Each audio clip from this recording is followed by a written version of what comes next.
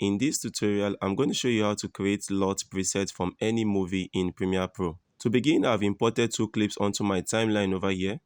Now the first clip has the color grade I want, and the second clip is where I want to apply this color LUT to. Click and select the second clip and move your playhead over it.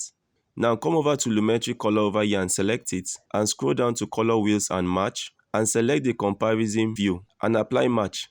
And automatically Premiere Pro is going to take the color grade from the first clip and apply it onto the second clip over here. Now to save this grade as a LUT, come over to Lumetri color and select these three lines over here and select export.cube. I may save this as till 2 since I already have till 1 and hit save.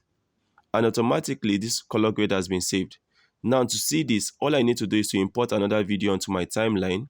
So I can import this video onto my timeline over here and move my playhead over it. Now I'm going to deselect the comparison view, select this new clip over here and go over to basic correction, select import LUT and select custom. I'm going to search for the name on my desktop where I had it saved.